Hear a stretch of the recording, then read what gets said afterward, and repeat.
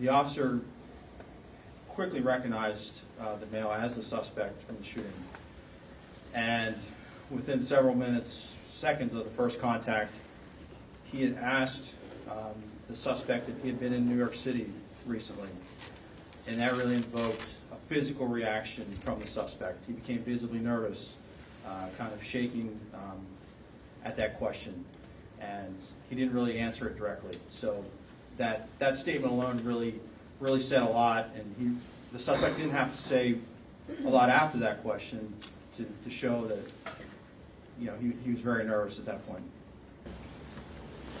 To make him just an avatar, an assistant. We were able to pretty much find where he was at in the restaurant.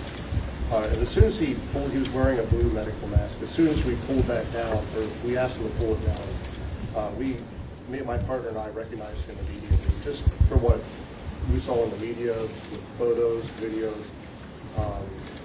We just didn't even think twice about it. We knew that was our guy, but he was very cooperative with us.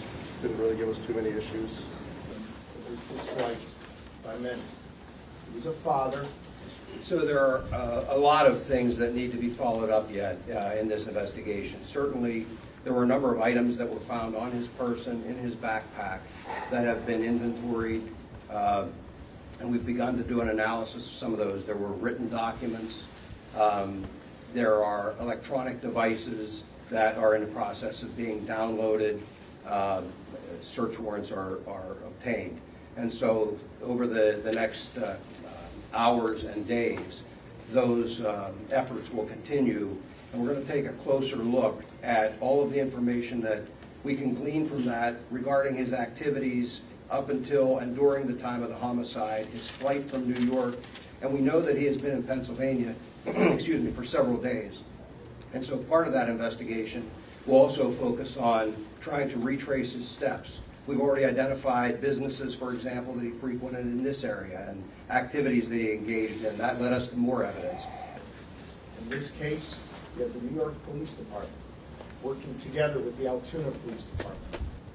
Violence can never be used to address political differences or to address a substantive difference or to try and prove some ideological point. That is not what we do in a civilized society. That was true in Butler. It was true in New York City. It's true anywhere. That is not how you make progress in this country.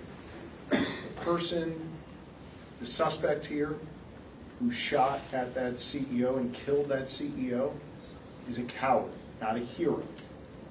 And we need to make sure that in this country we get back to having a civil discourse about our differences. And that is an important lesson coming out of Pennsylvania, and it is one that I think the rest of the nation needs to hear as well.